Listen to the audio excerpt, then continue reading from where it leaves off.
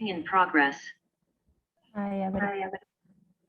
Perdón, se me puso ahí un cartel que no sabía qué era. Bueno, buenas noches a todos. Gracias, Silvana. Bueno, si les parece, vamos dando inicio a esta actividad. Mi nombre, bueno, es Emilia Sáez. Como decía Silvana, yo soy parte de la Comisión de Consumos Problemáticos, así que bueno, un poco en nombre de toda la comisión les damos la bienvenida a esta actividad.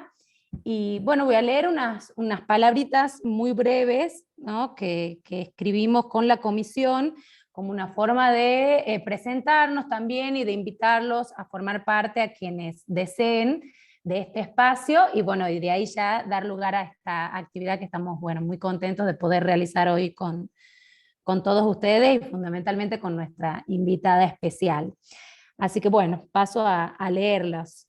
Bueno, la época actual nos convoca nuevamente y nos obliga a reunirnos y a reflexionar sobre nuestro rol ante los acontecimientos sociales que nos atraviesan. La pandemia por COVID-19 demostró cuán fundamental es nuestra labor como profesionales a la hora de pensar la salud mental, brindar información confiable a la población y promover políticas de salud que brinden beneficios a la comunidad. En este contexto, el consumo se presenta como una problemática actual que exige ser abordada. En una época marcada por el consumo, la individualidad, la inmediatez, como psicólogos tenemos el desafío de trabajar juntos la problemática desde una mirada compleja e integral, que involucre los consumos problemáticos y las adicciones como parte de la salud mental desde una perspectiva de derechos. Es por ello que desde la Comisión de Consumos Problemáticos del Colegio de Psicólogos de Tucumán consideramos fundamental crear un espacio de encuentro, construcción y formación profesional, en donde poder debatir criterios, compartir experiencias y visibilizar nuestra labor en los diferentes ámbitos institucionales y sociales. A tal fin nos encontramos actualmente trabajando en el diagnóstico de situación de nuestra comunidad y en el relevamiento de datos sobre la realidad que nos permita conocer cómo está afectando el consumo problemático a la población, en todas las edades, géneros y condiciones sociales y económicas, así como también conocer las diversas instituciones y organizaciones que abordan esta compleja problemática. Los miembros de la comisión, bueno, felicitamos a todos los colegas que realizan su tarea de forma responsable, comprometida, y los invitamos a sumarse a esta comisión para que juntos sigamos construyendo saberes y redes de salud con dispositivos accesibles, especializados, que brinden atención profesional de calidad. Bueno, un poco eso, como les decía, para presentarnos y para invitarlos a que nos acompañen, a quienes estén interesados. Y bueno, ahora damos inicio a esta conferencia que se llama Clínica de los Lazos Sociales, los objetos de consumo en la época. Nuestra invitada a disertar hoy es Carolina Alcuaz. Es un placer para nosotros tenerla aquí hoy. Voy a presentarla. Ella es licenciada en psicología, es psicoanalista, especialista en psicología clínica con orientación en niños, adolescentes y adultos, docente en la Facultad de Medicina de la UBA, magíster en psicoanálisis de la UBA, es autora del libro Otra Sociedad para la Locura, supervisora clínica de residencias de psicología en hospitales de la ciudad de la provincia de Buenos Aires, ex residente y jefa de residentes del Hospital de La Plata, y actualmente está como jefa de servicios de salud mental de niñas, niños y adolescentes en el Hospital Nacional Laura Bonaparte. Bueno, Carolina, muchísimas gracias por acompañarnos hoy, te damos la bienvenida y bueno, tenés la palabra. Bueno, gracias Emilia, gracias Silvana y a la Comisión de Consumos que están investigando y se pusieron al hombro este tema, al colegio. La verdad que con Emilia no nos conocemos personalmente, pero sin embargo hemos establecido lazos de trabajo, porque bueno, había un pasaje a Tucumán que por la pandemia quedó trunco, pero este ruido es porque se me acaba de caer algo del escritorio, pero no se preocupen, bueno. Pero digo, más allá de eso, que no he podido viajar, hemos podido establecer diferentes lazos para conversar, porque esa es la idea también hoy, ¿no? Y me pareció interesante, nombraste un poco el recorrido de lo que están investigando, de una época individualista, y tomando justamente lo que decía Silvana, cómo armar colectivos a veces, cuando esto puede quedar en un individualismo, ¿no? Entonces, bueno, me parece que se trata de eso, diferentes colectivos. Eh, el título de la conversación apunta justamente a algo que puede incluir la clínica de los consumos, la clínica de las adicciones, que pueden ser sustancias o no, porque en realidad las adicciones tienen que ver, o es el nombre, es un modo, la adicción, de nombrar la modalidad de esta época, la modalidad incluso de satisfacción de esta época. Satisfacción no me refiero solo al placer, sino a cuestiones, hasta estragos en la época. Una modalidad actual del goce de la época que puede ser maníaca, solitaria, que se empuja a ese consumo, que rompe los lazos o los vuelve problemáticos. Por eso me interesaba el término que tomó Silvana de colectivo. Bueno, ¿qué es un colectivo? Es algo que hace lazos, es algo que tiene una causa, que responde a algo que motoriza, que une, que tiene un argumento. Al contrario de esto que nombrabas, Emilia, de bueno, cómo se puede caer en una época del individualismo. Por eso me parece que la palabra de los consumos, la clínica de las adicciones, como un nombre más actual de lo que, digamos, diferente a lo que se llamó las toxicomanías, donde las toxicomanías realmente están más unidas al tóxico, a la sustancia, al soy toxicómano. En cambio la adicción podría incluir e incluye objetos varios, muy de la época, y que no hay que confundir que el problema no es el objeto, sino la modalidad con la cual nos enlazamos al objeto. Es como alguien se enlaza a un objeto. Una época bueno, que capta bien que lo adictivo en sí es el goce de cada uno, es eso que se repite, y en todo caso hay que ver cómo se acota, cómo se modula, qué relación podemos tener ahí con esa parte que a veces no podemos controlar, y de ahí los dispositivos, los tratamientos, dispositivos que, como bien decía Silvana, son acompañados por políticas públicas, porque uno puede pensar, y obviamente que este encuentro es para conversar desde la experiencia de cada uno, desde el recorrido de cada uno, pero se necesitan también obviamente políticas que favorezcan la implementación de ciertos dispositivos, de cierta respuesta que nunca alcanza, o por lo menos es lo que uno viene escuchando en los diferentes efectores de salud, por ejemplo, y más con el tema de las adicciones, con el tema de los consumos, donde sabemos que hay todo una cuestión de rechazo a esa que hace que en algunos lugares no se dé respuesta.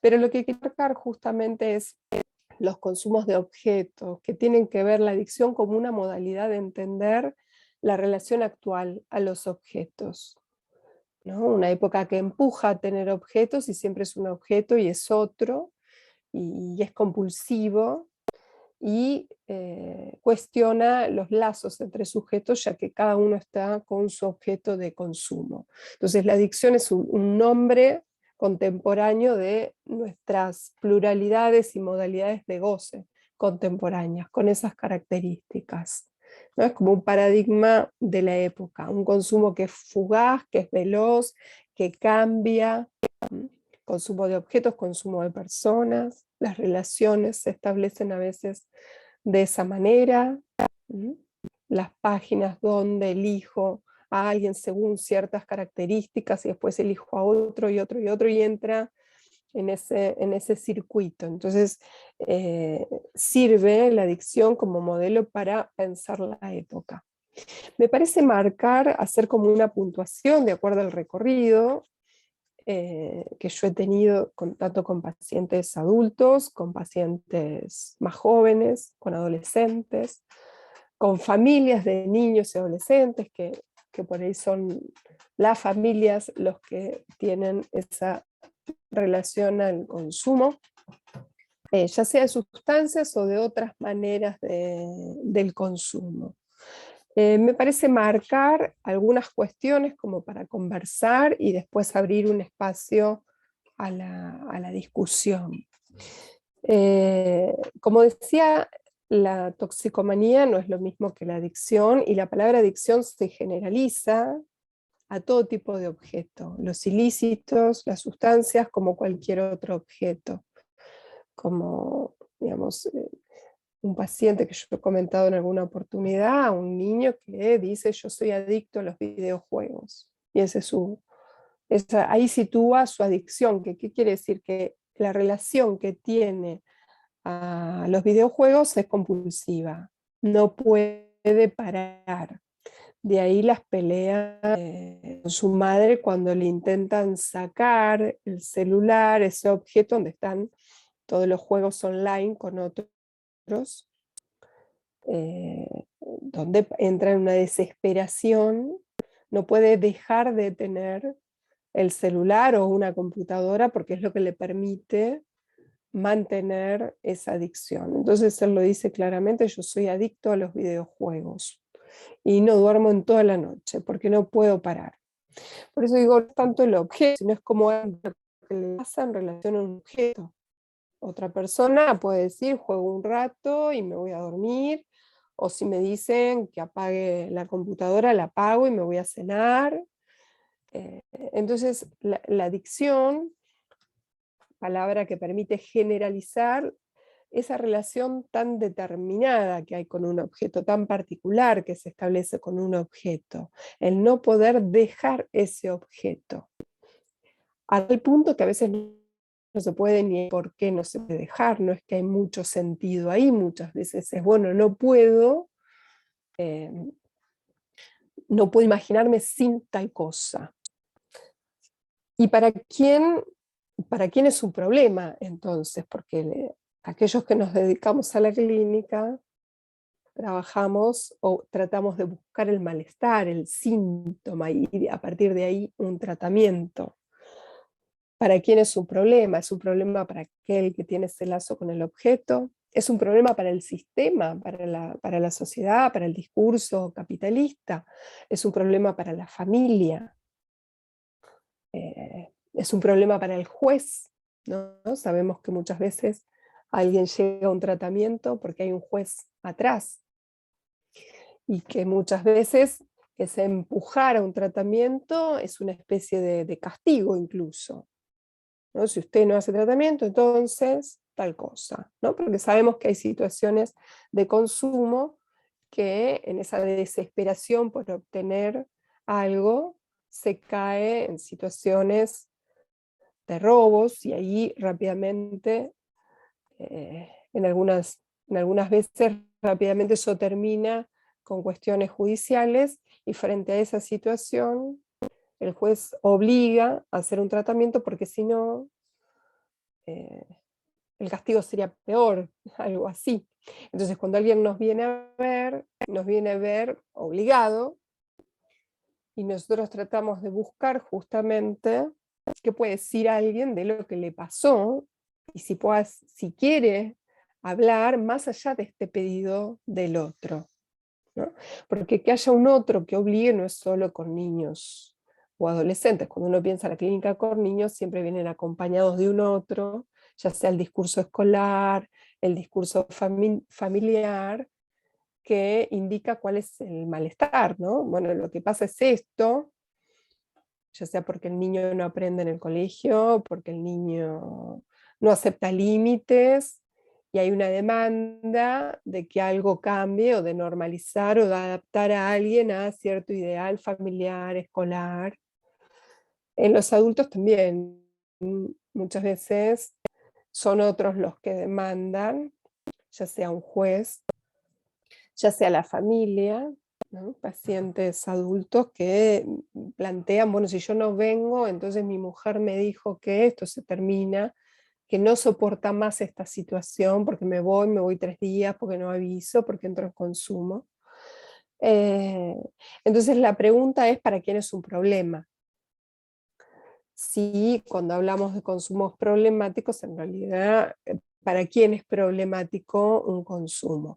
Para el sistema, no tanto, el sistema del discurso capitalista no es problemático, como es algo del consumo. Lo que podemos dar circulando en los consultorios, en las instituciones, trabajando entre varias disciplinas. Si se llega a cortar, porque ahí vi un cartel que dice Internet inestable, me dicen y repito, porque por la hora es inestable Internet. Los que Se estaba cortando, trabajamos, Carolina, un poquito. Ahora bueno, ha retomado bien. decía que cómo situar para quién es problemático un consumo y los que trabajamos en instituciones tratamos de escuchar justamente qué dice alguien en relación a esto que quizás es un síntoma para otro. Y cómo pasar de tener un síntoma para otro a tener el propio síntoma, a ubicar el propio síntoma, el propio malestar, que no siempre es el consumo, porque lo que hay que entender es que el consumo no es un síntoma. Ahora lo voy a explicar. Alguien puede venir diciendo, un familiar puede venir diciendo, bueno, el problema es este, yo quiero que solucionen el consumo de tal persona. Hay demandas incluso que nos piden cierta eficacia, cierta solución rápida, se pide internación porque está todavía, más allá de la ley de salud mental, todavía está esa idea de que la internación prolongada en el imaginario social, en algunas instituciones también, pero en el imaginario social está esa idea. Bueno, entonces la internación como una desintoxicación o una abstinencia prolongada, que eso no garantiza un tratamiento, o el tratamiento no puede ser solo eso, ni una internación prolongada, porque sí, tiene que haber motivos, los tiempos de internación son breves y tienen que estar fundados clínicamente, no es un a priori cuánto va a durar, y tampoco esa idea, pero hay una demanda o una exigencia, bueno, entonces suprimir el consumo, porque esto es un síntoma social, esto molesta, y obviamente que molesta, ¿no? Las familias lo describen, bueno, robó todo, le dio una oportunidad, se fue, no sabemos dónde está, estamos preocupados, obviamente, ¿no? Los casos donde esa relación al consumo pone en riesgo la vida, donde esa relación en consumo pone en riesgo los lazos que esa persona tiene con su trabajo, con su familia, con sus parejas, con sus hijos, ¿no? Una relación fuerte al consumo. Se ha hablado últimamente mucho de la película La Otra Ronda, y me parece que es una película que eh, toca bastante bien el tema de ese consumo que rompe todos los lazos, de esa unión a un objeto que rompe todos los lazos. Si ustedes la vieron o si a alguno le interesa para ver, es justamente se empieza a consumir porque hay problemas a nivel de los lazos. Los personajes, que son todos hombres, lo dicen.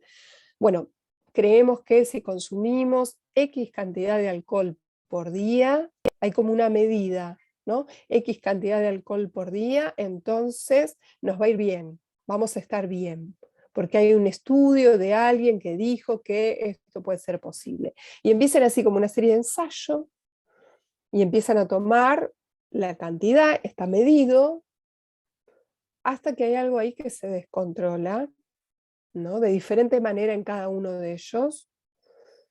Y si bien usaron ese consumo para rendir, para darle sentido a la vida, porque venían con una situación bastante compleja cada uno, en lo familiar, en lo laboral, ese consumo se mezcla con lo laboral, con lo familiar, y ahí, bueno, no les voy a contar el desenlace de esa película, pero ahí empiezan a pasar cosas que dan cuenta de esa relación tan fija al consumo y que no pueden hacer otra cosa. Entonces, lo que tratamos de ver es si ese consumo puede ser problematizado por la persona que consume, pero no en el sentido de problematizarlo para que alguien simplemente diga, me quiero sacar esto, no quiero consumir más, porque en realidad es lo que muchos pacientes dicen, porque es lo que creen que queremos escuchar, sino problematizar algo de esto en otro sentido.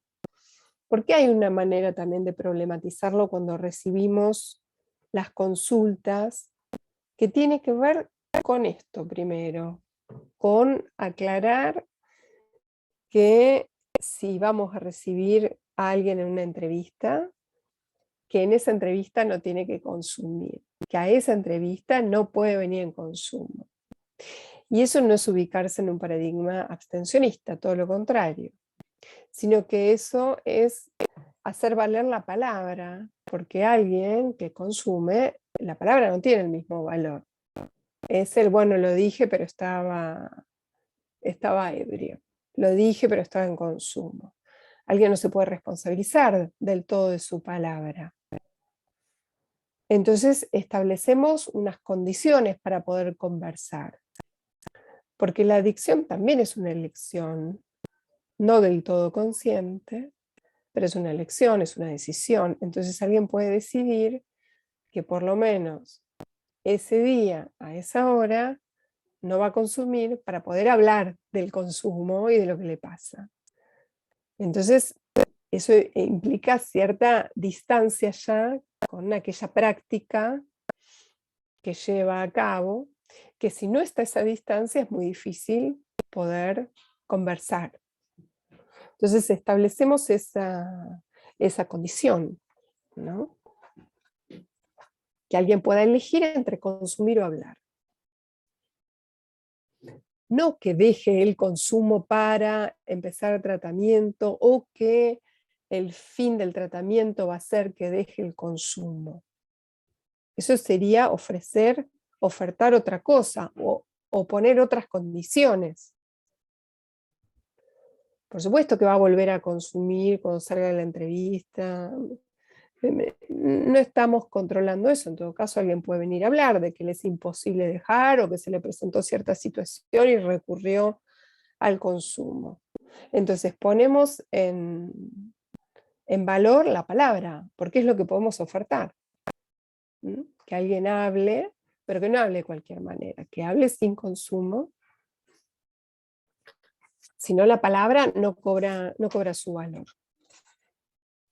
Y es en ese relato que se puede ir situando el comienzo del consumo, cuándo es que alguien empezó, cuándo recurrió a ese objeto y por qué. Ir descubriendo algunas situaciones vitales que rodean ese consumo.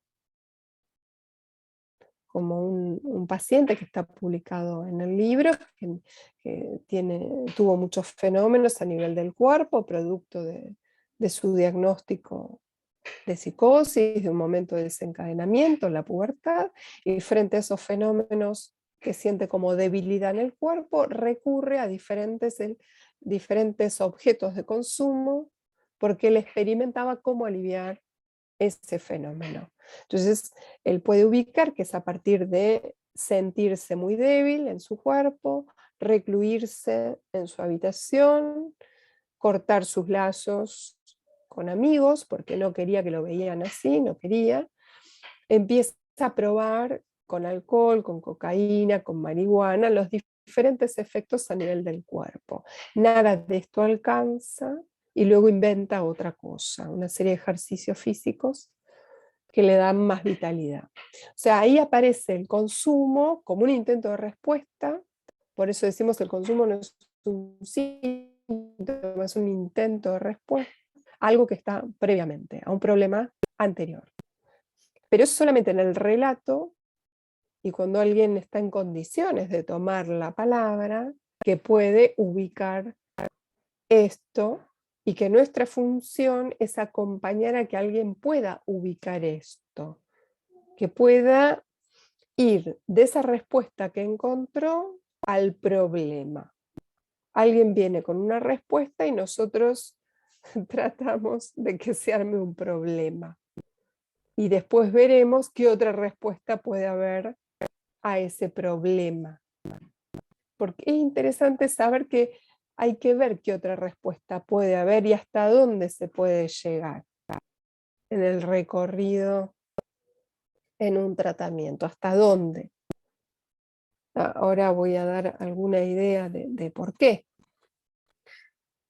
Pensándolo en relación a los lazos, jugando con el título que pusimos con Emilia para esta conversación, entre lazos sociales, objetos de consumo, el hasta dónde es porque nosotros no vamos a imponer ningún modelo estándar de cómo tiene que ser un tratamiento. Hay que llegar, no tenemos etapas a seguir ni fases a seguir, tampoco modelos ideales de lazos o vínculos que debería alcanzar, ¿no? No imponemos, bueno, usted tendría que trabajar, volver con su mujer, con su familia, no imponemos eso. En todo caso, revisamos qué pasó en esos lazos, que están muy ligados a los momentos del consumo, ¿no? Como un paciente que decía, bueno, yo cuando tengo problemas con mi mujer prefiero irme y consumir y me reúno con otras personas que consumen y nadie me molesta, nadie me demanda nada. Hasta llegar a decir que él lo que no soportaba era el envejecimiento de su mujer. Y en esos momentos era donde se le presentificaba esta idea del consumo. Bueno, hablemos de su mujer. Uno podría decirle, bueno, hablemos del consumo, cuánto consume, hoy consumió, logró no consumir. Podríamos contabilizar eso o podríamos ofertar que hay que hablar de ese lazo con el otro sexo, que se complica y que el consumo viene de alguna manera a responder a algo ahí y responde hasta que esa respuesta es fallida porque causa problemas para la mujer, luego para él, y por eso habla y consulta. Entonces, que no sea un síntoma, quiere decir que cuando alguien viene con esta cuestión de su práctica, algo que se pone en práctica, algo que anestesia el cuerpo, algo que no hace hablar, que no es descifrable, que no... Ustedes vieron que hablar del consumo lleva muchas veces a una explicación circular, a un sentido coagulado. Bueno, lo que me pasa es por el consumo, y bueno, estoy así porque consumí, puedo consumir más, menos, consumo con 1, con 2, hace 3 días que no consumo, hace 4 que no consumo, volví a consumir. Hay algo que da vueltas y gira en falso, y donde el consumo empieza a explicar todo. Entonces, por eso no es un síntoma, porque el síntoma implica padecimiento, implica un saber no sabido, algo me pasa, esto tiene que ver conmigo, pero no sé cuál es el sentido. Y la creencia en el síntoma implica que puedo hablar porque creo que voy a acceder a un sentido.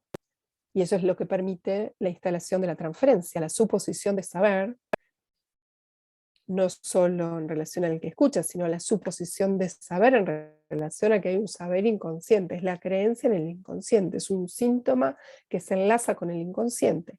Cuando la práctica del consumo no tiene este formato, el consumo no es una formación del inconsciente, y es manifiesto en el relato de los pacientes que esto no es una formación del inconsciente. Entonces no es un síntoma, es una respuesta, y esa respuesta tiene diferentes funciones.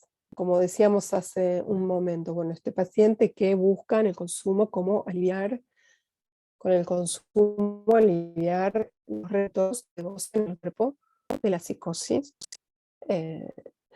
como algunos adolescentes buscan el consumo con un efecto de identificación al grupo, de inscripción en el otro social, así como otros buscan otras maneras de inscribirse con el deporte, por ejemplo, son maneras de inscribirse en el otro social, algunos a través del consumo. Una paciente mencionaba que, bueno, que ella con el consumo adquiría cierta chapa, decía. Yo tengo cierta chapa con el consumo, yo adquiero cierta personalidad. Otra paciente lo usaba para adelgazar, porque si consumía entonces se adelgazaba y tenía todo un trastorno a nivel de su imagen en el espejo. Ella se veía gorda, su imagen no era muy amable, no se reconocía, no adoraba su imagen y consumía por eso.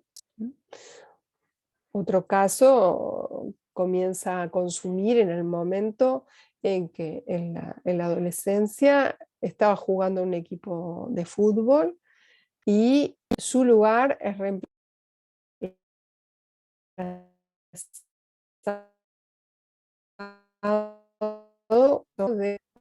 del director, lo que sea, y él ve ahí, trunca su carrera, su esperanza, su ilusión, y ¿qué hace? En vez de ir a otro equipo, en vez de ir a otro club, o en vez de seguir, se vuelca al consumo, se va a otro grupo, pero un grupo de consumo.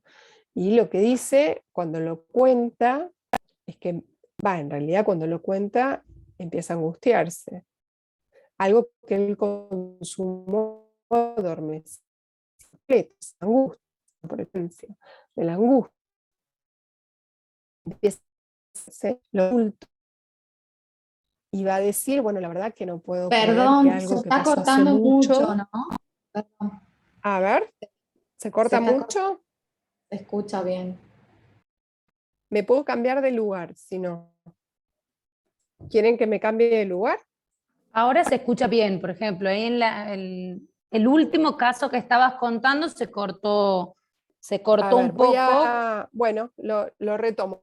Voy a dejar abierta la puerta para que el modem agarre y si no me cambio de lugar. Dale, Vamos a probar. dale.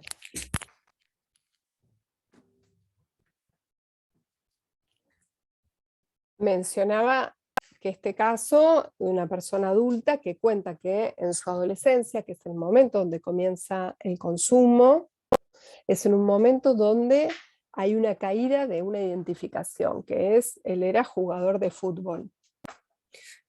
Jugaba al fútbol y jugaba muy bien y estaba agarrado de ese significante para inscribirse en el otro, y en su lugar ponen a otra persona acomodada, con cierta banca, y en ese momento que surge la angustia, porque es la caída de un plan, de un proyecto, él se vuelca en el barrio a un grupo de consumo.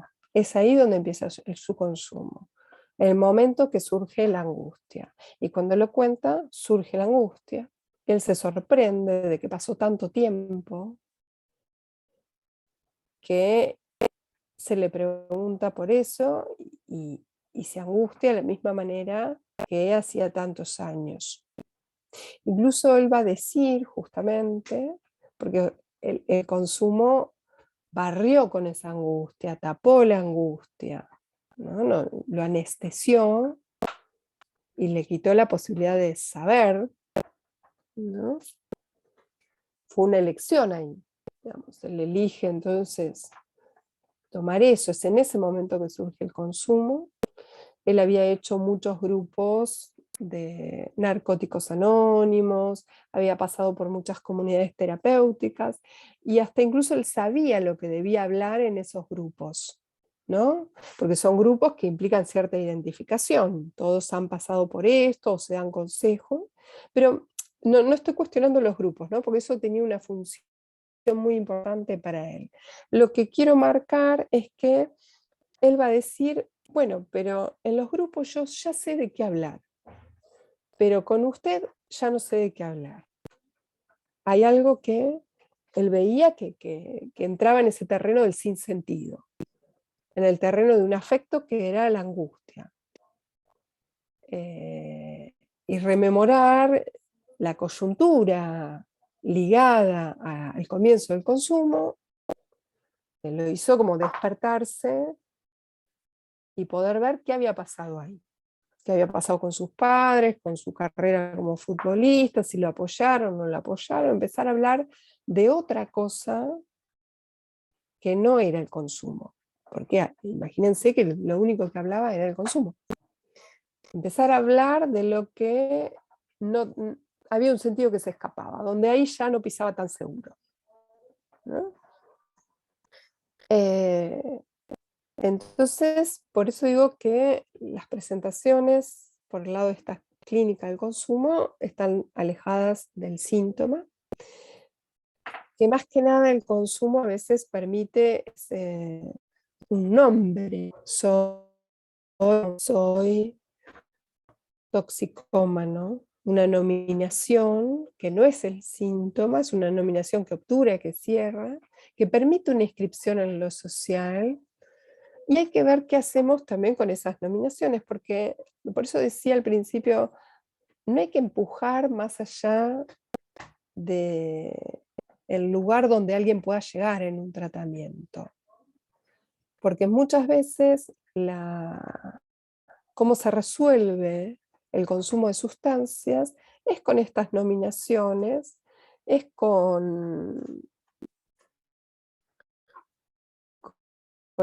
es una salida terapéutica, pero en este sentido, es convertirse en terapeuta y coordinar grupos.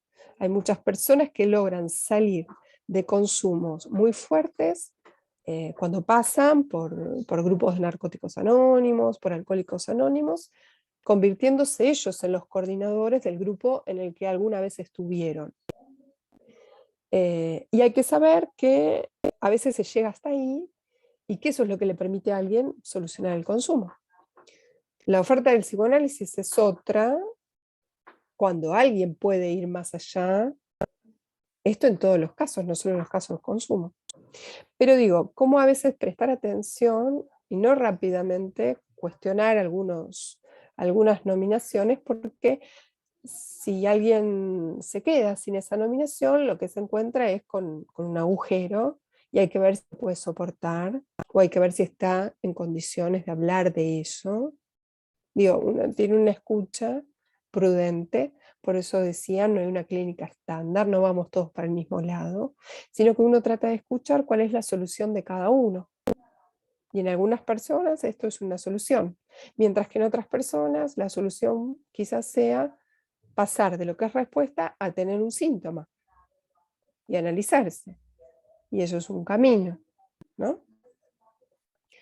Para otras es el rechazo total al consumo, ¿no? Pasan al otro lado, bueno, ya no prueban más nada, es un rechazo total, no quieren escuchar, no quieren saber, no se juntan con otra persona que pueda estar tomando una copa de alcohol, no van a ninguna reunión, es como una especie de abstinencia total. Bueno, son las diferentes maneras que las personas encuentran cómo solucionar. Nosotros trataremos de escuchar hasta donde alguien llega en esta oferta de palabra. La otra vez, cuando me habían invitado también a Tucumán, al local donde trabaja Emilia, donde está también con sus compañeros, habíamos armado una conversación también pensando nuevos clínicos en cómo relacionarse acá en relación a los consumos. Perdón, Carolina, ahí sí se cortó bastante. ¿Se cortó ahí? Ahí, sí. En las últimas frases. Sí, ahí repito. Decía que habíamos estado conversando también en Tucumán, sobre las diferentes maneras de posicionarse dentro de lo que hacen las instituciones públicas en relación a los consumos. Yo he trabajado en varias instituciones y que Yo consideraba que había como dos extremos que conviene no caer. Uno es la burocracia institucional, instituciones públicas o privadas, ¿no? Esto abarca a todo dispositivo que se tilde de terapéutico. Bueno, puede ser las situaciones de burocracia donde ahí nada se inventa y todo, nada es flexible, nada se adapta a los nuevos malestares, nada se adapta a las consultas del momento, donde no se repiensan las respuestas adaptadas a la realidad de la clínica y se continúan con viejas prácticas que quizás no tengan los resultados que se espera. O el otro polo, que es el furor curandis, donde se pretende que vamos a curar de todo a alguien y hay que pensar bien, bueno, qué es una cura, qué es un tratamiento, cuál es el objetivo, y no puede ser, si no es pensado caso por caso, ¿no? Es la clínica del caso por caso.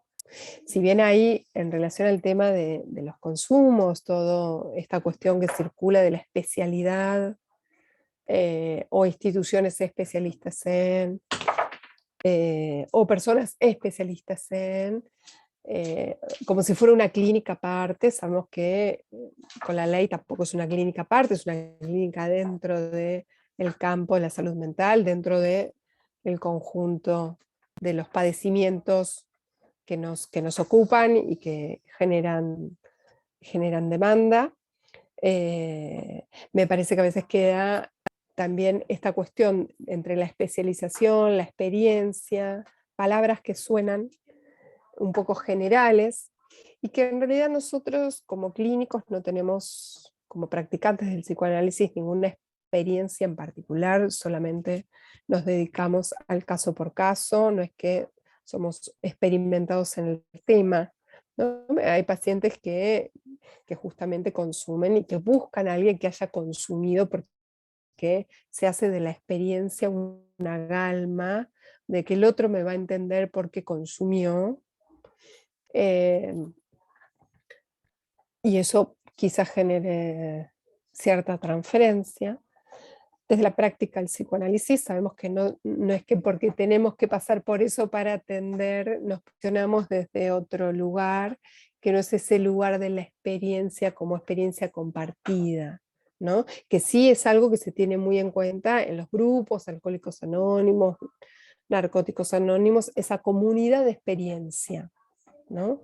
Que de alguna manera todos pasaron por eso, o están pasando por eso. Bueno, no es desde ahí, desde el psicoanálisis, que incluso que hacemos grupos, tampoco es desde ahí, lo pensamos de otra manera, porque si bien en los grupos siempre está esta cuestión del para todos, de algo que circula, la identificación, de que cuando alguien empieza a hablar, se mimetiza un poco con el discurso del otro, y entonces en común rescatamos lo singular, en ese colectivo lo singular, ¿no? El caso por caso. Eso va en contra de cualquier experiencia compartida. Entonces, ¿cómo pensar los tratamientos caso por caso? Ni la burocracia, ni el furor curandis, ni la imposición de ningún lazo social particular, y desde un lugar que es el lugar que puede motorizar el tratamiento, ese lugar de escucha, una escucha atenta, no una escucha pasiva, un lugar con esa definición tan complicada a veces, que es definir ese lugar de deseo, porque no es un deseo particular el que tenemos, sino que es un deseo en el sentido de lo que es el deseo en psicoanálisis, algo que causa un movimiento, que es el movimiento del tratamiento. Es desde ese lugar, un lugar vaciado de todo ideal, vaciado de toda intención, encarnamos ese lugar más del deseo, del que escucha, pero que no es un deseo por un objeto en particular, ¿no? Sino que es algo que empuja a que se motorice un tratamiento.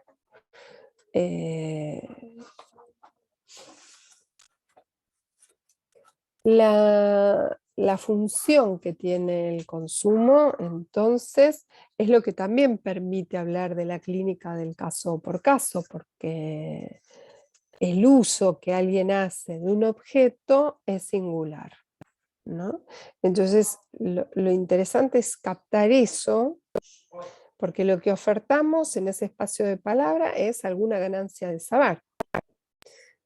Si entendemos que el consumo es respuesta y que hay un momento previo donde se presenta cierto conflicto, por decirlo así, y enseguida surge esa respuesta, hay un paso en el medio que es el que queda salteado con las respuestas tan rápidas, que es ese proceso de comprender qué pasó ahí. Y nosotros, los que nos dedicamos a la práctica del psicoanálisis, ofertamos eso, el tiempo para comprender, un tiempo subjetivo, no es un tiempo cronológico, que tendremos que ver cuánto dura.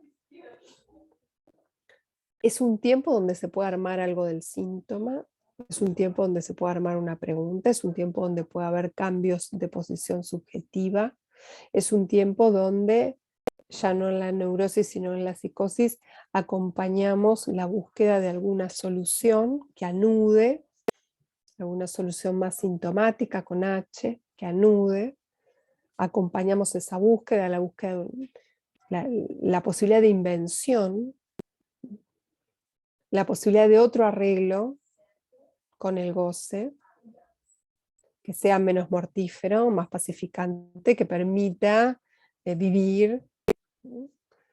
Si estamos es para eso, para aliviar el malestar, para encontrar otro arreglo que sea más vivible y un arreglo que va a ser caso por caso, ¿no? Por eso no tenemos una respuesta para todos. La respuesta es caso por caso y hay que saber leerla o hay que saber indicar por acá sí, por acá no. Digamos, el analista está para eso, es un acompañar activo en ese sentido. Es saber leer y devolver esa lectura al paciente para que pueda obtener un saber sobre su singularidad.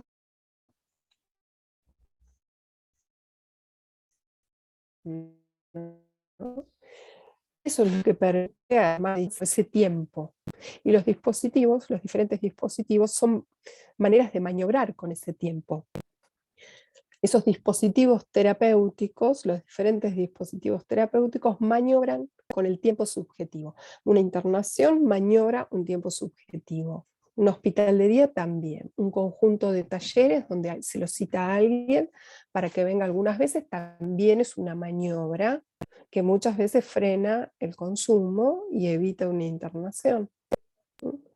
Una consulta ambulatoria es una maniobra sobre ese tiempo subjetivo. Entonces maniobramos ese tiempo, armamos un espacio diferente, otra escena, que no es la escena del consumo. Todo esto permite una distancia con ese objeto de consumo y que alguien pueda, en su elección, tomar esa palabra. Si hay un efecto de los tratamientos es acotar ese goce mortífero, que va más allá de dejar de consumir, se puede dejar o no, se puede dejar del todo o no. Por eso decía, no es desde la abstención que se propone algo, sino que poder acotar, regular eso que aparece en exceso, eso que causa malestar, es un efecto de tomar la palabra y ponerse a trabajar, como solemos decir de manera casera, ¿no?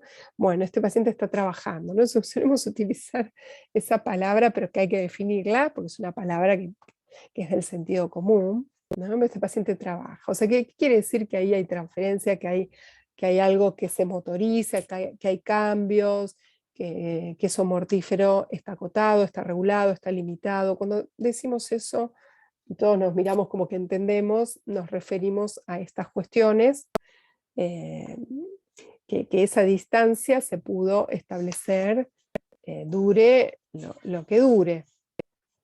Por eso, obviamente, el psicoanálisis es más afín a los paradigmas de reducción de riesgos y daños, ¿no?, que a los paradigmas de abstención. Aparte, desde mi recorrido, es el mismo paciente el que manifiesta si tiene que haber una abstención o no. Hay pacientes que dicen no puedo tomar ni una gota y punto, pues si tomo una gota no paro. el mismo paciente el que indica que mejor algunos objetos tenerlos lejos, porque si no, nos podría controlar, ¿no?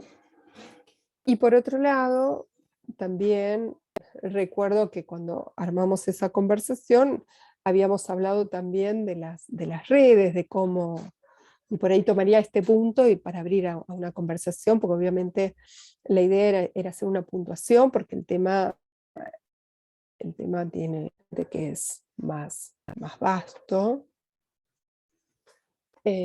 Habíamos hablado del tema de las redes en el sentido desde el psicoanálisis, eso ha sido entendido con un nombre más antiguo que es práctica entre varios, pero tomo el tema de red porque era una inquietud que tenía también la residencia en Tucumán, y se trata más que nada de cómo, con la complejidad que presenta la clínica, trabajamos sostenidos con otros, trabajamos entre varios, armando una transferencia de trabajo, porque cuando recibimos pacientes también paran por otros dispositivos o están con nosotros y están también en un grupo de Alcohólicos Anónimos, por ejemplo.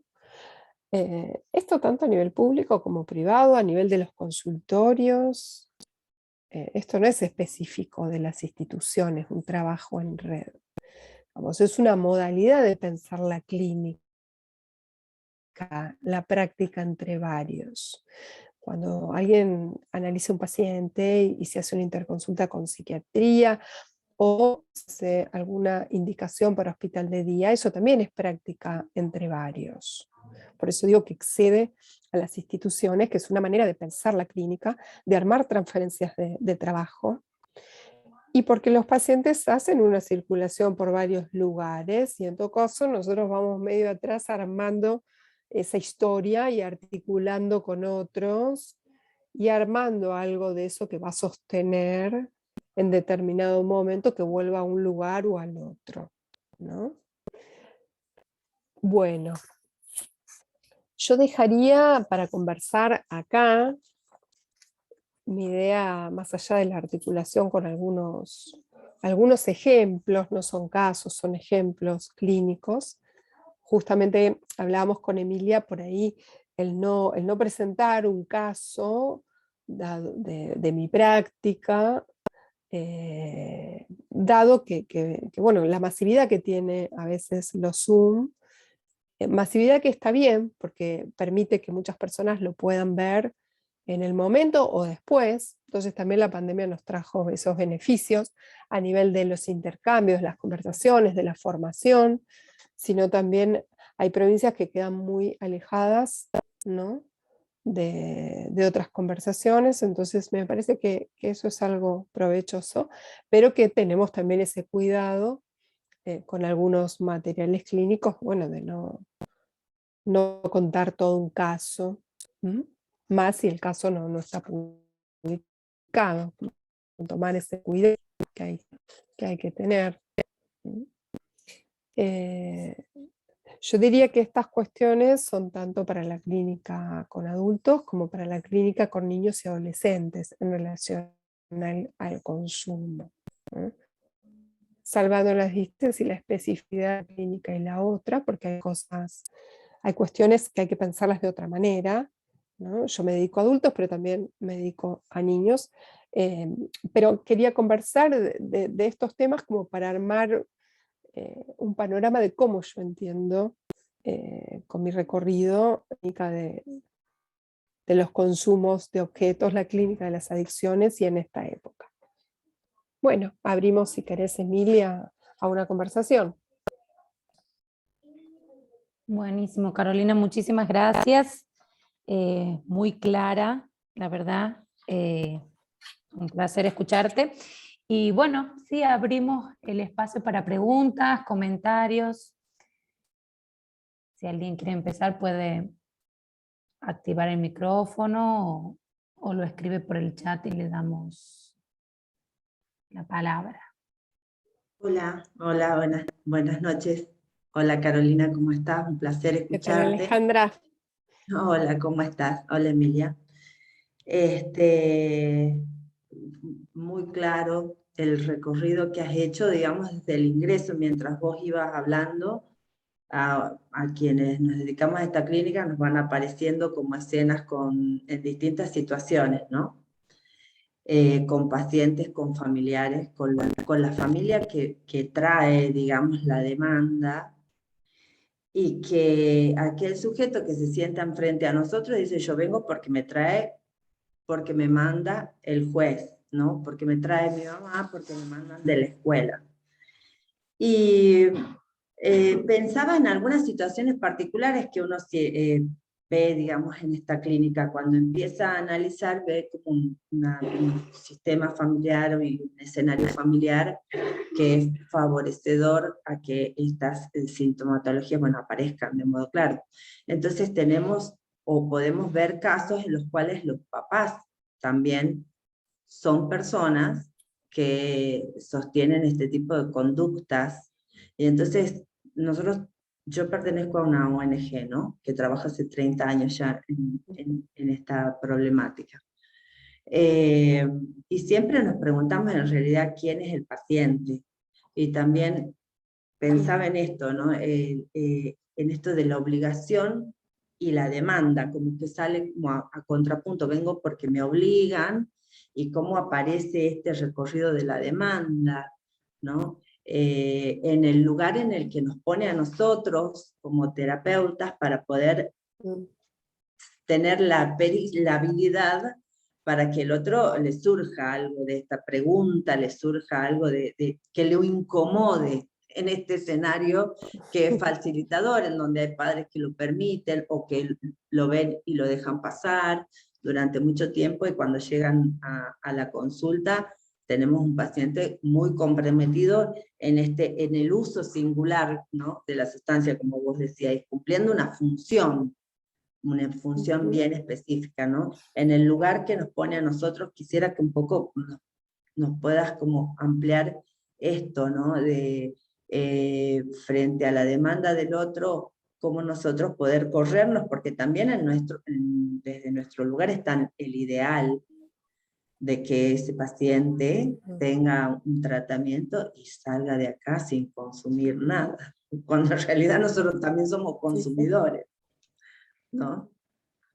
¿Se entiende, digamos, por el lado que Claro. parecía mi Sí, reflexión un poco? Lo que planteas es justamente esa demanda tan explícita de quiero tal cosa, ¿no? Lo pones, por ejemplo, en eso de los niños, que es un adulto, el que consulta, a ver, ¿qué hacer con la demanda en realidad? Y va más allá del consumo, ¿no? Porque también los padres pueden venir a plantear, no hacer los deberes. Y queremos que los haga. Me parece que es qué tratamiento hacemos de esa demanda, de ese pedido, que no es una demanda de análisis, es un pedido. La gente viene con pedidos. Bueno, ¿cómo poner a trabajar esa demanda? ¿Cómo desarrollar esa demanda? Cuando alguien pide tal cosa, ¿qué es lo que pide, ¿no? Cuando un padre pide por un hijo o porque consume o porque le va mal en el colegio, bueno, ¿cuáles son sus ideales o expectativas? ¿Cómo encaró eso? ¿Por qué cree que le va mal? Ponemos a hablar la demanda. No la contestamos, o la dejas la demanda hablar, ¿no? Me parece que desde ese lugar se trabaja desde ese lugar con la demanda, desarrollar la demanda. Quizás está en la clínica con niños y adolescentes, pero en la clínica con adultos también. Es cierto que en la clínica con niños y adolescentes a veces hay varias demandas, ¿no? El colegio, los padres. Cuando surgen cuestiones del consumo en el colegio, a veces se captan ahí. Hay varias demandas, no son todas iguales. Y después estará qué pide o qué demanda aquel por el cual se consulta, ese niño o ese adolescente. Pero yo diría, pues es interesante lo que vos decís, bueno, alguien puede querer de nosotros tal cosa. La cuestión es, bueno, ¿y por qué de esa manera? ¿Por qué lo pide así? ¿Cómo poder transformar ese pedido en otra cosa? ¿No? Dar razones de ese pedido. O sea, o por qué alguien quiere que realmente su hijo rinda al 100% en el estudio. ¿Por qué? No, dar razones, porque es lo que va a permitir que haya cierta implicación subjetiva, que haya un cuestionamiento, que algo que está dirigido a un otro se vuelva a dirigir a uno mismo y que alguien pueda escucharse en aquello que pide. ¿Eh? Los pedidos son variados, obviamente. Y en los adultos lo mismo, ¿no? Bueno, necesito que él internes a mi marido, necesito que o no le des permiso de salida porque va a volver a consumir, o no lo voy a ir a ver porque considero que tiene que escarmentar. Las demandas son variadas, los pedidos, las exigencias, bueno, ponemos a trabajar eso, a desplegar eso, a que se hable de eso, porque si no lo tomamos como un sentido muy coagulado y hay que como problematizar esas demandas.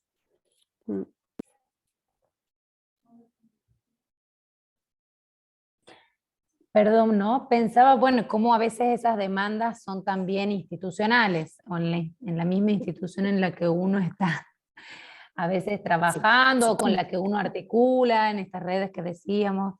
Y cómo poner a trabajar es un poco, lo pienso como salirse quizás de uno de estos extremos que vos decías que a veces uno puede tender desde lo institucional, ¿no? Cómo poner a trabajar esas demandas sin responderlas linealmente es todo un desafío también que va ahí en paralelo con la clínica misma, con quien sea el consultante, ¿no? Claro, sí, sí, sí, sí. Sí, y surgen muchas veces esa demanda más masiva exigente en los primeros encuentros. Después también, pero en los primeros encuentros está esa demanda, ¿no? También que es la suposición de los que nos vienen a ver. En la demanda hay una suposición, si yo pido esto es porque supongo que el otro va a hacer tal cosa o que este es el lugar indicado para responder a tal cosa. Porque también es interesante pensar porque hay personas que se dirigen a determinados lugares y no a otros, ¿no? Porque bueno, porque suponen, hay como una especie de suposición de saber que es previa al encuentro con nosotros. Eso está. ¿Cómo desplegar eso?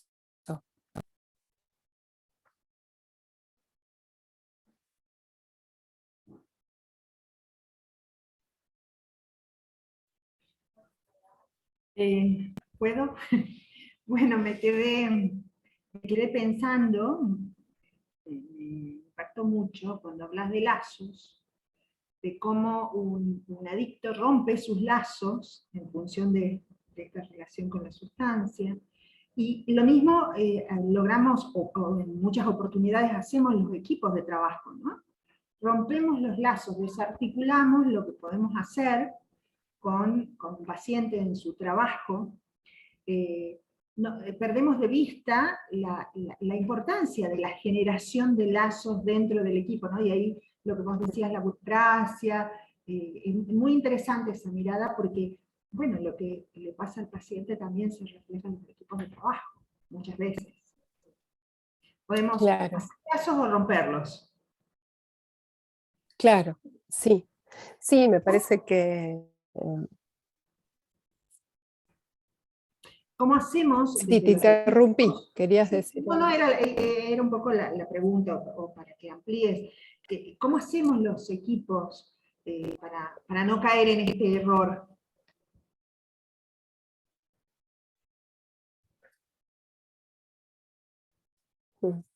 Sí, sí, me parece que, a ver, son cuestiones, ¿no? Por un lado, cómo pensar el lazo social y las adicciones,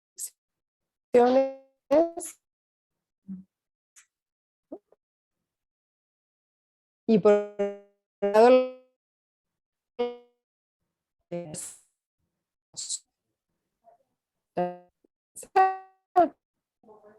Se está cortando, Carolina. Perdona. A ver, ahí se escucha, ¿no? Volvió. Ahí sí. Ahí se Ahí. escucha. Sí, sí, me di cuenta, pues ustedes me vieron congelada y yo a ustedes. Son dos cuestiones, a ver, cómo pensar los lazos sociales y las adicciones, y por otro lado los lazos en el equipo de trabajo, que son dos lazos diferentes, obviamente, pero son modalidades de lazo social. Los equipos de trabajo también son modalidades de lazo social que se sostienen en cierta transferencia, en cierto deseo, que hay que causar, que hay que estimular. Me parece que los espacios de conversación clínica son los espacios que propician entre los equipos, son los espacios que van en contra de la burocracia, son los espacios que permiten pensar en la invención, en flexibilizar. Creo que tiene que haber espacios de conversación clínica para sostener los lazos entre los equipos. Si no, se entra en una vorágine asistencial donde ya no se sabe qué se está haciendo. Y tiene que haber espacios, así como decimos, bueno, un tiempo de comprender que ofertamos a los pacientes, tiene que haber un tiempo para hacer dos en ese sentido. Por otro lado, el tema del lazo social y las adicciones, ¿no? Silvana, vos tomabas los dos costados, si bien tu pregunta iba más por el lado de los equipos. En relación a los lazos sociales y las adicciones, hay que como complejizar el tema. Yo quizás tomé el costado donde el consumo de un objeto o el lazo tan estrecho con un objeto hasta que pueda poner en riesgo la vida, va en contra de los lazos o la ruptura con los lazos. Decíamos con el trabajo, porque por el consumo pierde el trabajo, la familia, pero también el consumo, cuando decíamos, bueno, alguien puede unirse a un grupo de consumo, identificarse, lograr un nombre, es algo que permite lazos. Por eso digo, hay que complejizarlo. O también hay personas que no están fuera del lazo todo el tiempo, sino que en el momento que consumen y después van a trabajar y no hay ningún problema. Digo, ¿cómo complejizar esta cuestión entre consumo y lazo para no caer solamente en la cuestión de que aquel que consume entonces está por fuera de los lazos? No, no es todo el tiempo. Y también se arman como, habrá que estudiarlos, bueno, ¿qué lazos serán esos lazos fundados en experiencias comunes de consumo? O si realmente hay lazos cuando alguien se junta con otros que consumen, o en realidad cada uno está con su objeto y en su mundo.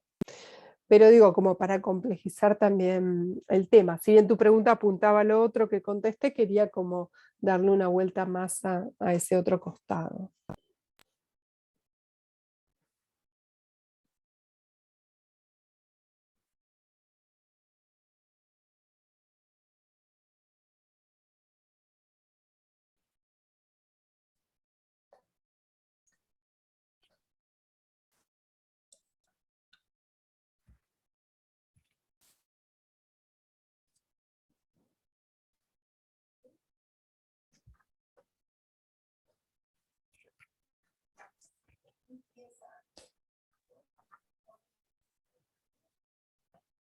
Pensaba en esto de la ruptura de los lazos, ¿no? Si bien es bastante complejo, como decía, y uno no puede como generalizar, ¿no? Que siempre estaríamos hablando de una ruptura de los lazos, en el caso del consumo, incluso mucho más aún quizá en la psicosis, ¿no? Por ahí aparece hasta una posibilidad de encuentro con otros, de nombrarse y demás. Si esta ruptura podría en algún punto orientar respecto a cierto riesgo en algunos casos o respecto a que estaría siendo problemático, ¿no? En esto de que decimos, bueno, ¿cuándo es problemático? También problemático para quién, ¿no? Pero si algo Sí, de la ruptura podría ser en algún punto un norte en la clínica o una señal, ¿no? Sí, me parece muy interesante y bien clínica la pregunta, porque, a ver, yo podría decir uno podría decir que hay algo del riesgo, ¿no? O que nos quedamos preocupados cuando se rompe el lazo transferencial y alguien está en una situación de consumo muy fuerte, ¿no? Porque la posibilidad de regular justamente esto que decíamos, esa relación mortífera que hay muchas veces al consumo, es a partir de que se sostenga la transferencia, que alguien venga, converse, hable, ¿no? Que pueda hablar de lo que le pasa. Ahora, cuando eso se rompe, cuando ese lazo se rompe, porque el lazo social también es la transferencia es una de las maneras del lazo social, eh, ahí podríamos pensar en una situación de que ya no hay dirección del tratamiento, no hay nada, ¿no? Lo mismo si uno lo pensara ya no en las cuestiones de consumo, sino en cuestiones en momentos con ideación suicida o posibilidad del pasaje al acto.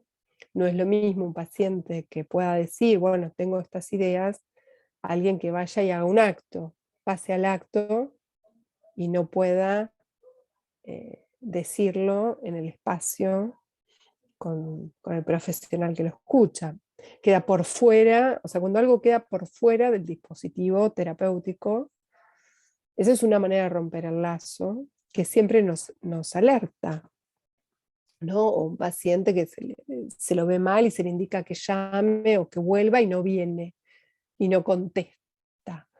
Bueno, son situaciones que nos alertan. Entonces, bueno, hablaremos con la familia, veremos el caso. No estoy dando consejos, sino que, bueno, pensando en algún caso, uno se comunica con otros, o cuando se le da una indicación a un familiar, por favor, quiero que esté acompañado hasta que yo dé una indicación contraria, que lo acompañen, porque uno tiene una noción de una posibilidad de, bueno, de que se lo ve mal y que es mejor estar acompañado y no solo, y se acuerda con el paciente. Y eso para pensar un poco tu pregunta en relación a la transferencia, ¿no? Porque en realidad creo que lo otro sería cómo se rompen lazos con el trabajo, con la familia, y ahí es cuando se consulta, cuando son otros los que objetivan el riesgo de se fue 3 días, no volvió, no sé dónde está preocupado, y se evalúa que ahí hay un riesgo, es el familiar el que evalúa. Obviamente que después está el equipo que puede evaluar si esos riesgos ciertos, inminentes, bueno, todo eso lo que conocemos, pero digo, hay algo de esas rupturas de los lazos que se presta atención porque ponen a alguien en riesgo, ¿no? No se sabe dónde está, ni cuándo vuelve, ni dónde está. Bueno, pues, la gente por lo general no desaparece.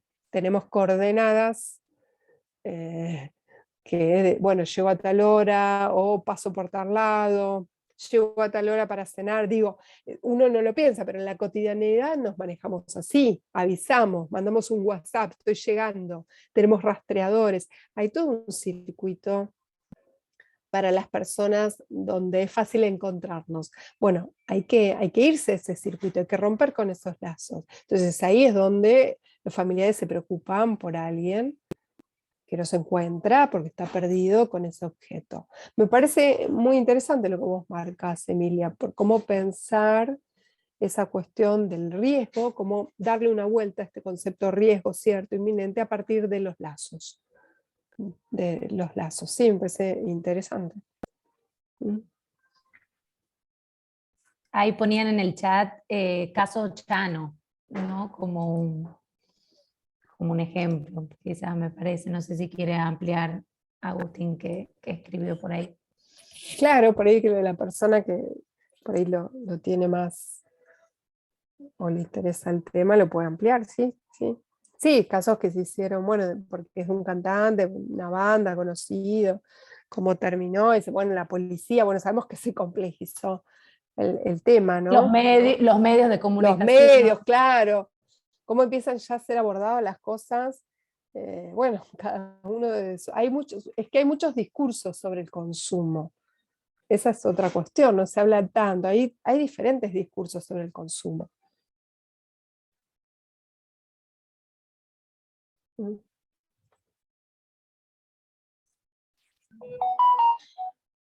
quería agregar una cuestión, digamos, sumar Sí. y volver a reflexionar sobre otro punto que vos has tocado Ujú. al inicio, cuando vos decías que el Sí. consumo aparece como un modo de satisfacción según la época, ¿no? Bien epocal. Indudablemente esto de la pandemia a todos nos quiebra, nos ha generado una ruptura. De hecho, muchas de aquellas personas con las cuales nosotros establecíamos Sí, ahí se encuentros cortó, cotidianos, ahí te escucho.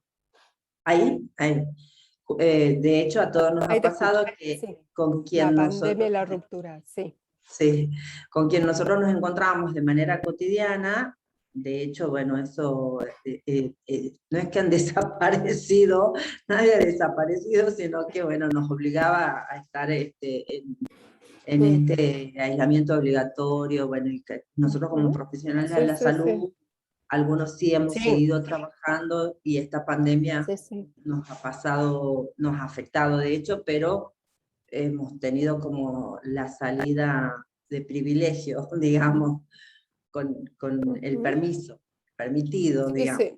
¿no?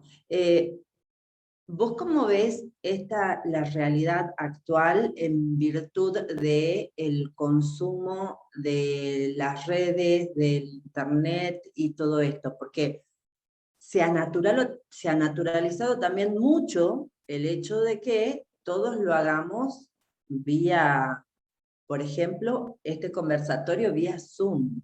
Antes de la pandemia no lo hubiéramos imaginado ni hubiera sido súper natural hacer el clic y decir, ah, bueno, hay que esperar y no, toda la Sí. práctica que hemos ido adquiriendo por esta situación, ¿no? Entonces, ¿cómo ver esta forma de consumo de Ujú. las cuestiones de las redes y la naturalización? Un poco también el encuentro con el otro, que el encuentro desde las redes en la búsqueda de pareja y de juego, de todo. Acá hay de todo, ¿no? ¿Cómo Sí, ver esto y cómo sí, sí, trabajar? sí. Sí. A ver, por un lado fue necesario, ¿no? Que haya algo de las redes. Eh, Después, obviamente que hay que ver. A ver, no todos pudieron, creo que tiene varios aspectos y me parece interesante lo que decís, Alejandra, porque nos atraviesa a todos. Esta cuestión del consumo de redes nos atraviesa a todos, porque primero fue una manera de comunicarse, de no estar aislados, ¿no? Era por medio de red, y se diferenciaban aquellos que podían acceder y aquellos que no. Y el que no podía era el que no podía seguir la clase en el colegio, porque por ahí había un solo celular en la casa. Digo, fue complejo porque las realidades son diferentes. Y también estaban aquellos que, como este paciente que yo mencionaba, bueno, justo con esa adicción y esto acrecentaba esa adicción a los videojuegos y a estar todo el tiempo conectado, ¿no? Pero que por un lado esa oferta estaba para algunos, no para todos, otros no podían acceder a eso que en algún punto era necesario. Que en algún punto era beneficioso porque si no, no hubiéramos podido, y que creo que también el hecho de que, aunque ahora hay mayor presencialidad, porque eso es cierto, seguimos utilizando las redes porque nos facilitan esto que vos misma decís. Bueno, quizás en otro momento, si alguien no viaja o si no se dan, no se alinean todos los astros, no se hace la actividad. Y yo creo que hay algo de eso que va a quedar, porque es lo que permite armar más transferencias de trabajo, más lazos, que de otra manera sería imposible. Pero también lo presencial, porque no es lo mismo que lo virtual, ¿no? Hubo toda una discusión en relación a si las entrevistas virtuales pueden reemplazar a las presenciales. Digo, es una discusión que todavía está en debate, ¿no? Es qué tipo de objeto utilizamos. Porque me parece interesante lo que traes, porque dijimos que las adicciones como modelo de los consumos en la época, obviamente. pero el consumo de la tecnología también entra en ese circuito del consumo.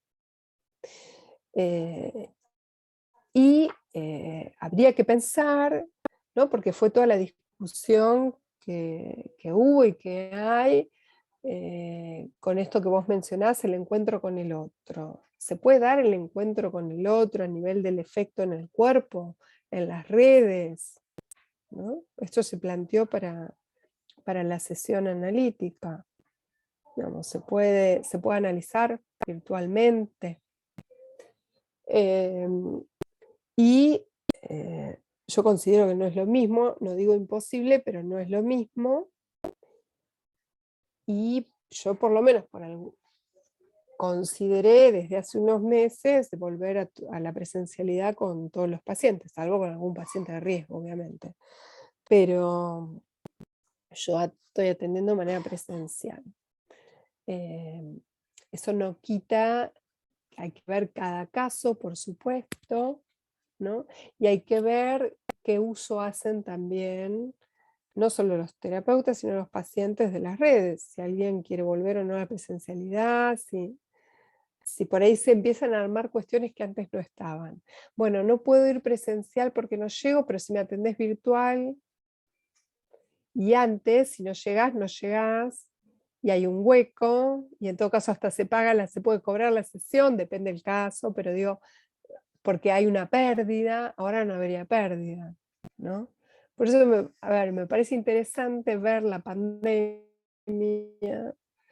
qué efecto tuvo a nivel del uso de las redes, que por un lado nos une, y por otro lado también, no digo que no haya que atender virtual nunca, no estoy diciendo eso, pero digo, porque a veces hay pacientes que son de lejos y que uno los atiende de manera virtual y cada tanto vienen presencial, o tratamientos que se empezaron a armar de manera virtual, pero hay otros que pueden venir presencial y son por ahí los que plantean mejor la virtualidad. Entonces digo, la virtualidad no es para todos, por lo menos decir eso, ¿no? La virtualidad no es para todos. Habrá que ver qué casos sí y qué casos no. Si hay alguien que usa la virtualidad porque está muy cómodo en su casa, bueno, quizás no sea la virtualidad lo que pueda sostener un tratamiento, habría que ver. Pero me parece interesante lo que decís porque la pandemia puso en juego el consumo de las redes, pero también puso en juego que no era necesario consumir tantos objetos. Todo el mundo ahorrando dinero se dio cuenta que no era necesario tanto consumo, comprar. Se cerraron los shopping, se cerraron los grandes lugares de consumo, entonces se incentivaron algunos objetos, como la comida también, ¿no? Todo el mundo comiendo, y otros no. Pero recalco, en algunos sectores de la población, porque hubo otros sectores que justamente lo que estaba en juego es que no había comida, que no se podía salir, ¿no?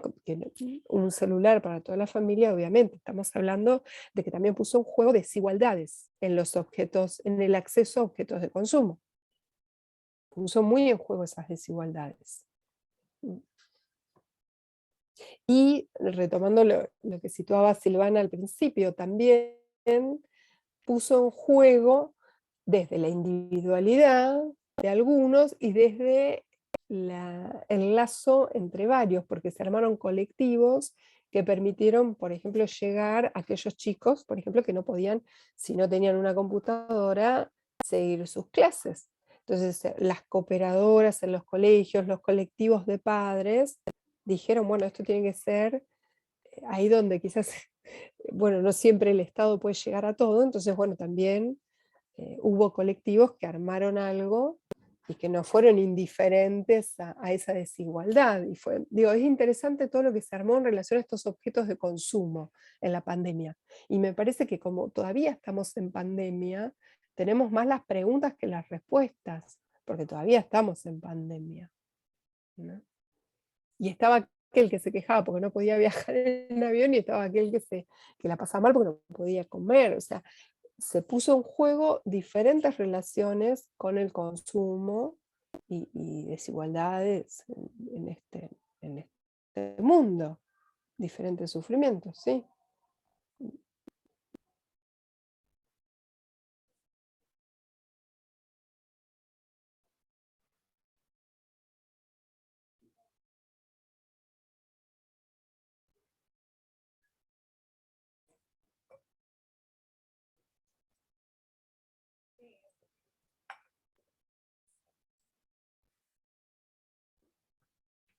Es bien interesante este tema que se está abriendo al debate ahora, ¿no? Creo que da para mucho por esto que decís, lo estamos todavía transitando y tenemos más preguntas Sí, que respuestas y nos vamos encontrando. Me reía mientras hablaba, me pasaba el otro día con una paciente que quería hacer la videollamada mientras corría también, de paso. Hacía ejercicio y tenía su sesión, no perdía nada claro, absolutamente. claro, Entonces, bueno, claro. ahí ver, ¿no? En qué casos.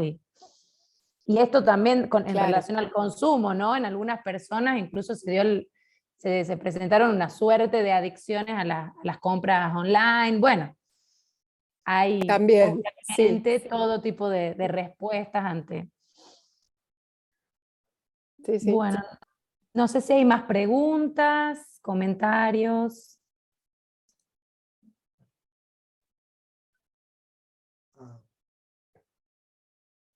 Por ahí Hola, alguno. buenas noches. Habla Alex. No me está permitiendo prender la cámara, disculpas por eso. Bueno, Muy bueno todo, Carolina, excelente, un gusto. Hermoso lo que has hablado y también lo que comentaron las compañeras. Me resultó particularmente interesante la cuestión de grupo, del trabajo en grupo. Yo hace sí, poco estuve trabajando en una institución donde había muchos adictos, no solo toxicómanos, sino también de otros tipos, y había muchos talleres, hay muchos especialistas, hay colegas, hay psiquiatras, y vos sabés que donde yo más veía esta problemática es justamente en eso, en la coordinación del trabajo terapéutico en grupo o del trabajo en general, ¿verdad? Ahí era donde se hacía agua. Entonces de pronto encontrabas que no se podía llegar a acuerdos entre los diferentes profesionales o a poder apuntar a un mismo lugar. Y entonces nosotros, por ejemplo, el grupo de psicólogos tratábamos de pensar caso por caso, ¿verdad? Y cómo en cada caso sí, ciertos talleres eran más adecuados, o a veces había que elegir claro. si tenía sesión o tenía taller, entonces había casos donde era más conveniente la sesión, en otro el taller, pero todo esto generaba un malestar en el equipo, en todos los equipos, ¿no? Porque eran como varios profesionales de diferentes áreas, que era bien problemático. Por eso me pareció muy interesante cuando lo nombraste. Ah, ah, ¿Qué pensás vos que podría, que bueno, sería como que se podría hacer en esos casos? bueno, no, no, porque los problemas son lo problemático que puede hacer en un grupo, por eso los espacios de conversación clínica, para poder ir más allá de ese obstáculo.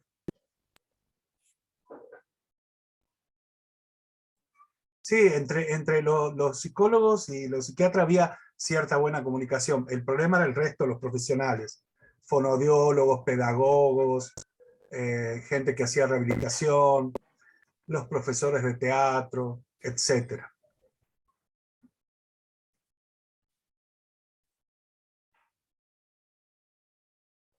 Ahí a mí se me cortó un poco, pero entiendo que seguiste hablando de cómo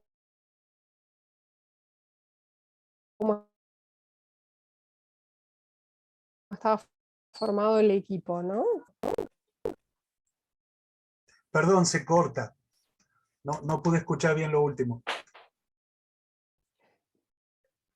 Sí, se cortó y yo entiendo que seguiste hablando de cómo estaba formado el equipo, ¿no? De las reuniones que había en equipo y la variedad de disciplinas que hay. A ver, a mí en relación al tema de talleres y esto que vos comentás, si bien ahí se cortó y no sé si estabas haciendo otra pregunta, pero me parece que lo interesante es cómo cada uno desde su lugar puede entrar en esa práctica entre varios para una misma finalidad, que es el tratamiento de alguien, pero cada uno desde su lugar y leyendo qué efecto hay en cada taller o en cada disciplina, porque vos decías, bueno, hay que ver si alguien está para un taller o para una sesión, en qué momento, Entonces, justamente es tratar de escuchar el efecto que tiene cada uno con el paciente. No hay una jerarquía de profesiones, sino que hay que ver cómo la lógica clínica de un caso ordena todas las demás profesiones, quién interviene y qué efecto hay. Claro, eso era coincidimos con vos 100%, Carolina, eso era lo que se hablaba bueno. desde el lugar. Sí, sí, es absolutamente así. Eso hablamos desde el lugar de los psicólogos. Claro. Donde se presentaba el problema era en trasladar ese criterio a los otros grupos, inclusive a los psiquiatras. ¿Viste? Cuando uno trataba de trasladar esa amplitud y ese caso por caso, lo mismo que acabas de señalar vos, bueno, ahí era donde la situación se complicaba. Pero bueno, sí. Gracias. No, gracias a vos. Bueno, si les parece, vamos cerrando el espacio. Ahí estaba leyendo los mensajes que ya algunos se tenían que ir yendo, pero que te agradecían las coordenadas que habías brindado para la clínica. Así que, bueno, muchísimas gracias, Carolina, por acceder a hacer este encuentro, esta conferencia. La verdad que, bueno, iniciaste y terminaste un poco en lo que hablabas, haciendo hincapié en la importancia de esto, ¿no? De los encuentros, de trabajar con otros, de armar colectivos, de hacer lazos también de trabajo, así que, y esto ha sido para nosotros eso. Así que bueno, muchísimas gracias, ha sido un gusto. Bueno, gracias a todos, Emilia, Silvana y a todos los que estuvieron y participaron en la conversación, que bueno, dada la hora de la noche, se han mantenido casi todo el público, así que muchísimas gracias. Muchas gracias a vos, Carolina. Bueno. Gracias por este espacio. Bueno, y gracias a todos. Gracias por el espacio. A todos los que sumaron, sí. Gracias. Bueno. Adiós. Chao. Chao. Hasta luego. Adiós.